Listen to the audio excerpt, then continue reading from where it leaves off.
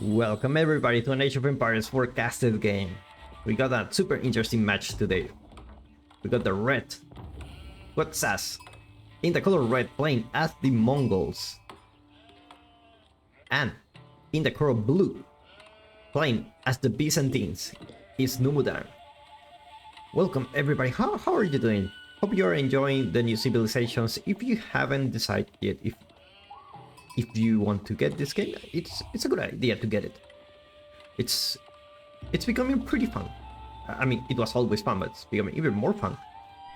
And it just the game is in the best spot so far. Like, good player base, nice updates. The developers really care about what the player base is saying. So it's a great game. If you already have it, hope you're enjoying the new civilizations. Love them or hate them, they come with a very interesting mix of new stuff to play with. So you're not gonna get all the same matches all the time. You're gonna have to expand your knowledge a little bit more. And a lot of people are complaining like they're too difficult, they're too OP. We will see. We're about to say that we now have a match with a civilization that got released at the same time with the game. It's the Mongols, with a very unique mechanic actually. So far, one of the most civilizations to play with actually. If you're looking for a civilization that is fun, you're not really looking for if it's hard or easy, just let it's fun, the Mongols is the right one. The problem is the Mongols are a little bit hard to play, so you gotta keep that in mind. So we see the barracks going up for Sass, indicating we will have some nice early aggression. It looks like we will have a tower rush here. Indeed, there is a tower here. Let's see how Numudan managed to deal with this. And because he's playing with a new civilization, probably he doesn't know how to deal with this. Because a lot of Age of Empires 4 knowledge comes from experience. And that's the experience of, hey, actually, it's the first time I play against this civilization. I didn't know what they're gonna do, so this is what I should do next time. It looks like Numudan, pretty good player, sees that he's going to build a barracks and decides to delete his mining camp. Now you wonder why he deletes the mining camp. Well, it's very easy. The Mongols get extra bounty for putting buildings on fire. And every time they put a building on fire, they get, like, at the beginning they get 25 food, 25 gold, which is a lot actually in the Dark Age. If you consider it, it's a huge bonus. And looks like this mining camp it's outside of the range of the town center, so that's why they decide to delete them. Like, if you're gonna take it down anyway, I might as well delete it myself. This is the Grand Winery, going for Numudan. It says, acts as a monastery. Nearby villagers gather 60% olive oil from berry bushes and olive growth. Relic's garrison generate olive oil instead of gold. Now this is very interesting. Now, no, Byzantines is a civilization that relies heavily on their olive oil. So it makes sense. It makes sense to sacrifice a little bit of gold to get those nice mercenary units. It's like the tower went up here, and looks like he will have to gather gold in another area. Let's see if Numudan decides... Sorry, Sass. Sass decides to go for a second tower here.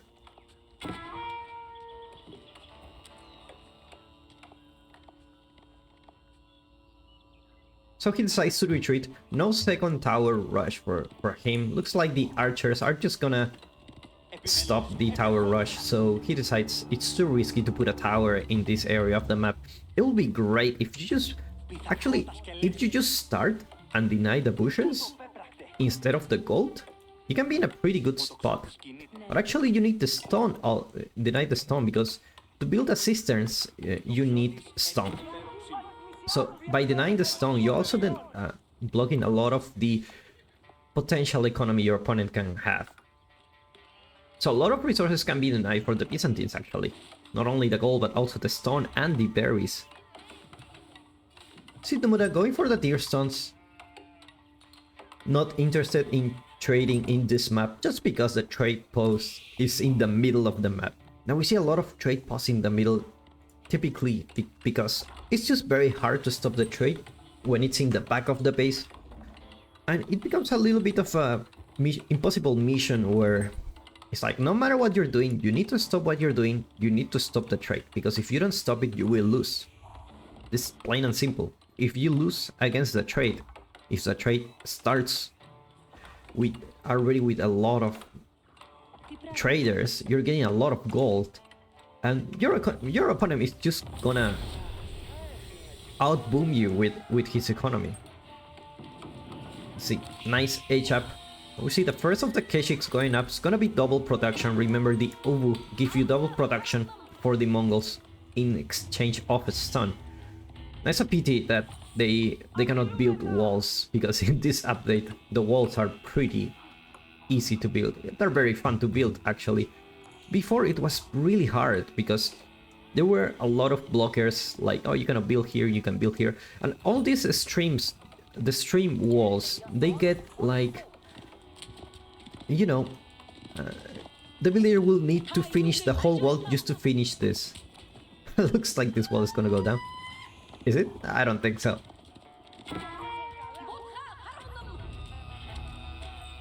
Notas trying to be annoying with the Kang here. Now remember, the Kang actually pretty strong unit. Looks like the Keshiks will be able to get inside here. The wall hasn't been completed, so let's just go around the corner. Managed to get some damage to the archers. Not gonna be able to take one down yet.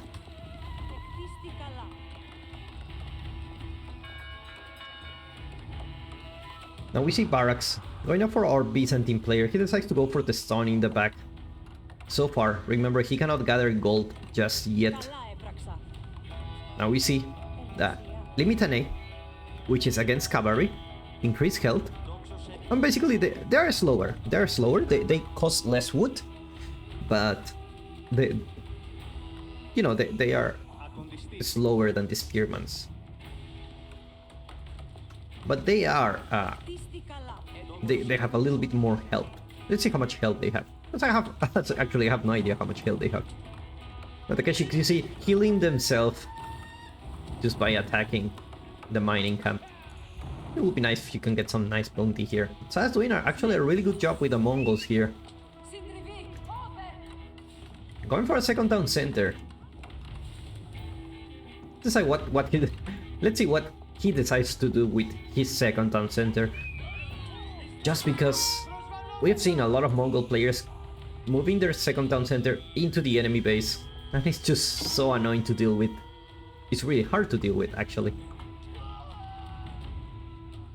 The spearman goes down.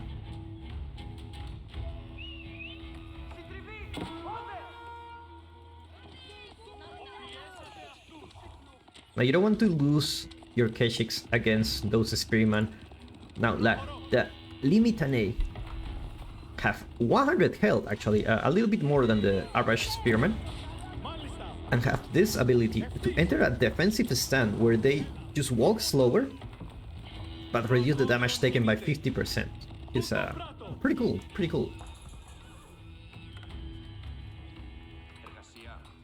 Now Numudan decides to go for the gold in the back, a little bit far from his base, but it's much safer. And with that, I believe his base is almost finished from being completely safe against any kind of Mongol attack. Just because if you go here, you need to go to the town center, and you're gonna die against the town center. And all the walls are covering his base. Let's see how our Mongol player is doing. Blacksmith's gonna be built. Looks like he's gonna be very good with the economy. With second down, two TCs. So far, the first cistern is gonna get connected here. Gonna build those aqueducts. Remember, they cost a stone. They don't cost so much, but they do cost.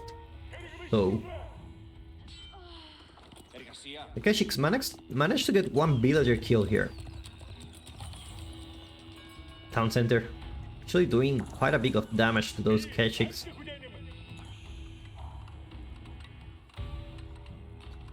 Now Numudan going for a fast castle strategy. It's gonna be the cistern of the first hill. It will act as a cistern.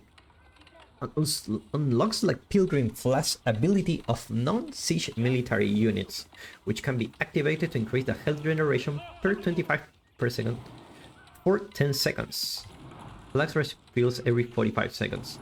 So does it mean that you can actually heal your units? Is it like around this, or all your military units can have this ability? We're about to see it. Now Archer is going for the Mongol player too.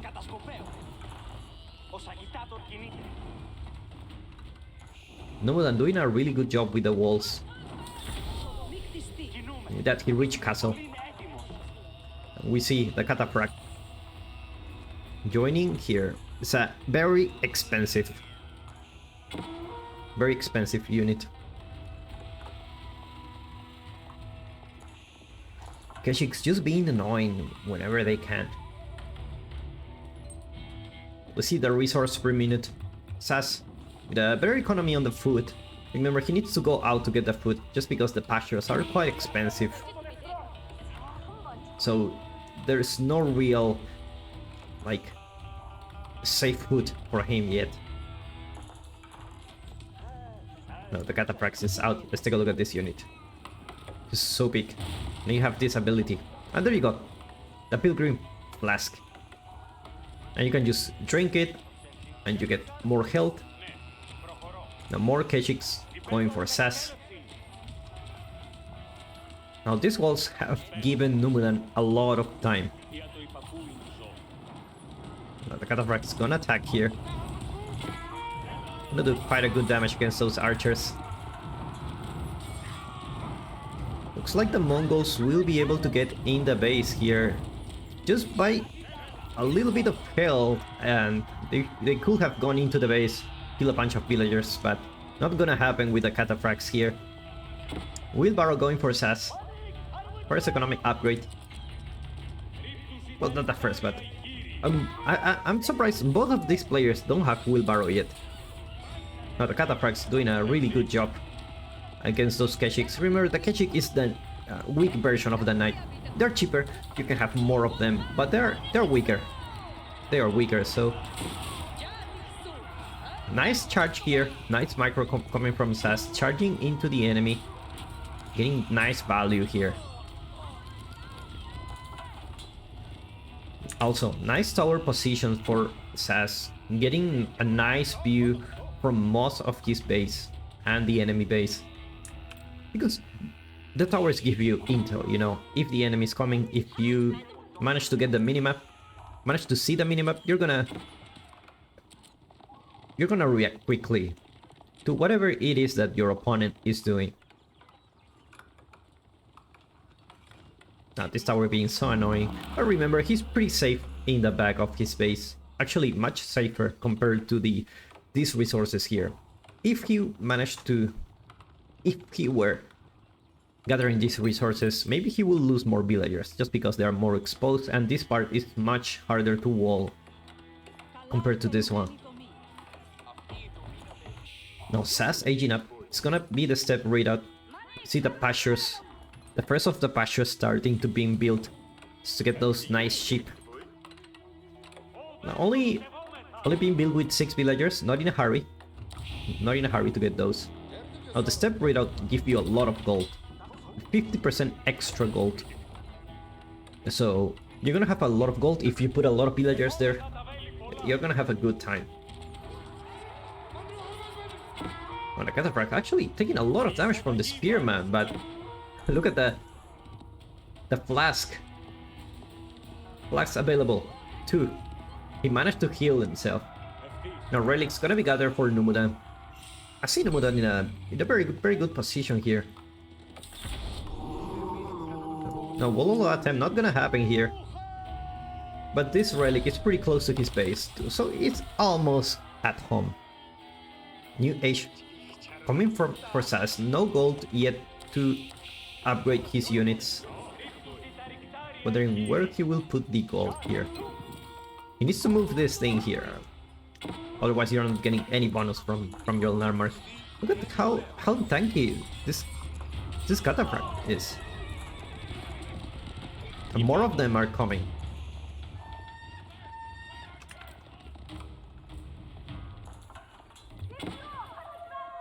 So wheelbarrow coming for Numudan. Also, veterancy for the archers. Sas gonna get the board here. Be pretty safe.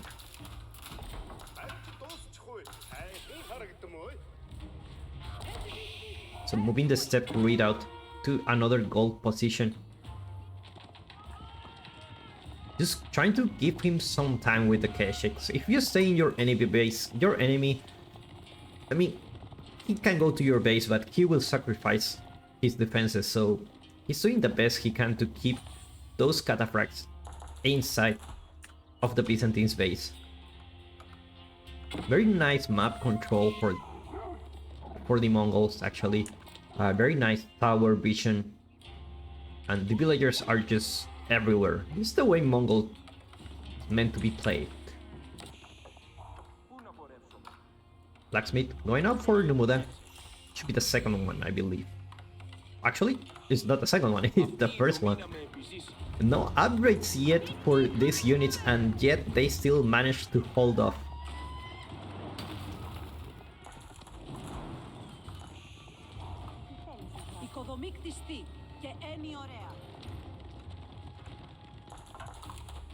Now more units gathering here for Sas. It's gonna be a fearful army. I'm not sure if he has improved siege engineering. He hasn't yet. So he won't be able to create trebuchets or mangonels on the fly. Also sprinkles, of course.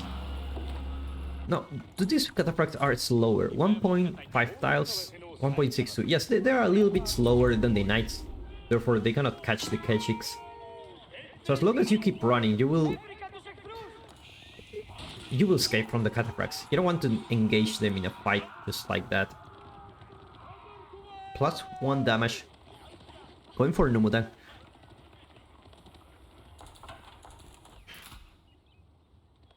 Sitting very comfortably here, gathering the deer, having a lot of food income actually. Transition into ships. It's happening slow but steady. The thing is, I don't see any mercenary here. No, the monk gonna get the relic, but this spearman is just like not doing anything to it. He doesn't even want to convert this guy. Like, just attack me. I don't really care. First relic, gonna go for Numudan. Also, another relic coming out for Sas. So where is it? It should be here. There you go. Gonna get one relic. Oh, these Keshiks. Using the power of the shift click to keep wandering about around enemy base. Numudan having less economy than Sas. Still have quite a few extra resources here. Don't see the any mercenaries here. There you go, mercenary house. He haven't unlocked anyone yet, I believe. There you go. It's gonna be the Western mercenary contract. It's gonna get the Langnesh if he gets the veteran contract.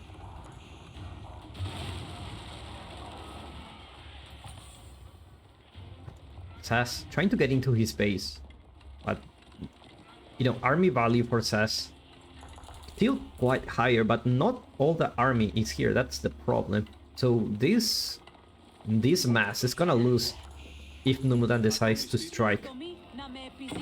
Another tower going here, not in the range of the TC. Actually, not in the range of everything, but probably Numudan trying to get the berries before Sas trying to get the berries before Numudan.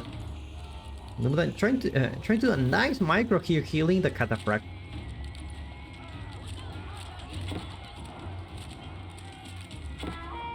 Now, attacks coming from both sides. in the north, it looks like the Cataphracts are gonna deal with the Keshiks. They do quite a lot of damage. They're very squishy. Almost double the health. Actually, pretty much double health these units have against the Keshiks. They're not gonna do much. Look at this. Nice thing about AoE is that you can see different views if you're on a cliff. When you go down, the camera changes. Pretty cool.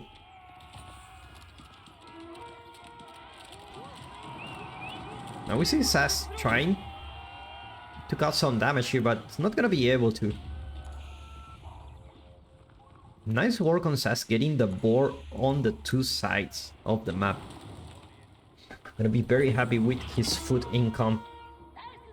Faster transition, still on the works. More crossbows going up for Sass. It's like the Keshik is just the raiding unit, you know. It's not gonna be a unit you use for fighting, just because they are very weak.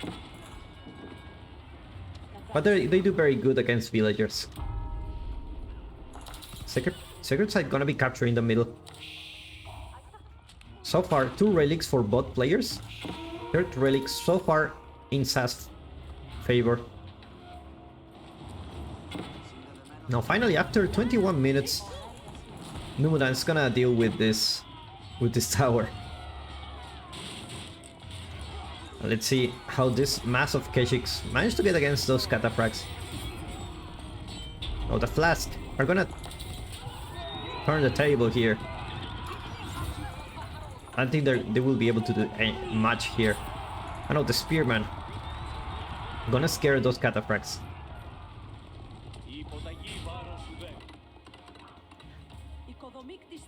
Now keep in this side of the map just so that he can gather the berries. Remember, with the berries you can have your mercenary houses. So with the berries you can just basically a bigger army in a way. It's kind of like in a way it's like the Ottomans, where you can have a bigger army just by using the mercenaries, using the olive oil.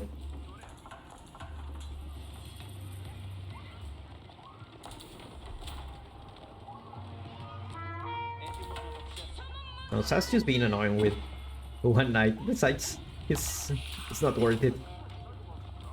More Keshiks going up for Sass. So far, probably thinking about aging up. He's about to age up actually, so he should be in a very good position. But the 3 relics actually in the house. Just gonna get that 3rd relic inside the monastery. 3 Springles. Now this keep. That's this upgrade, Magonel emplacement, which is very creepy, to be honest. Like a keep with a Magonel. But anyway, if the Ottomans can have a great bombard emplacements, why not the Byzantines can have the Magonel emplacement? I'm gonna give some vision. He's aware of the size of this army. Actually has 2 armies here. Springles not being surrounded by the military there, but they're gonna go down. It looks like the Keshiks will have to deal with the Spearman mass. Not a very good fight for Sass. No, the Spearman not in the right place either. He's gonna have to retreat. He knows he's aging up, he just needs some time.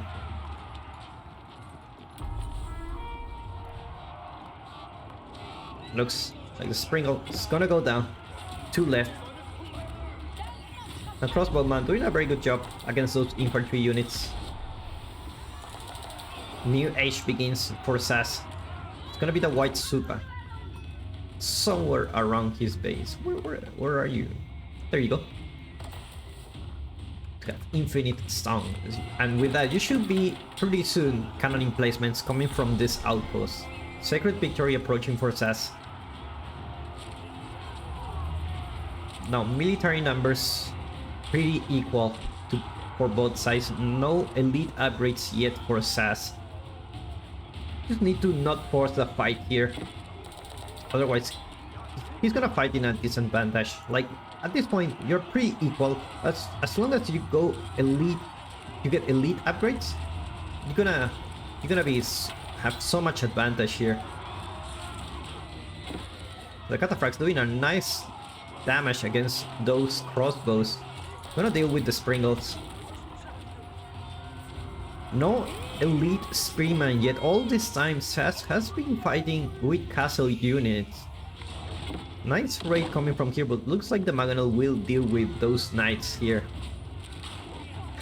These archers are not upgraded. This is the kind of archer you create by mistake. You're supposed to create crossbows, you know, but you create archers. We're aging up for Numudan soon. Somewhere around here is gonna be the Paladin School. Can I train Limitani, Vanguard Guards, Cataphracts? There is a 30 chance to also spawn one at his landmark. This is very interesting. It's like military numbers still pretty equal, but now elite upgrades are already there for Sas. Got elite spearman and crossbow, and Numudan taps out. Mongol is victorious in this match. This was Age of Empires 4. Thank you so much for watching. If you enjoyed this video, give me a like and subscribe to watch more Age of Empires 4 content. I will see you in the next one.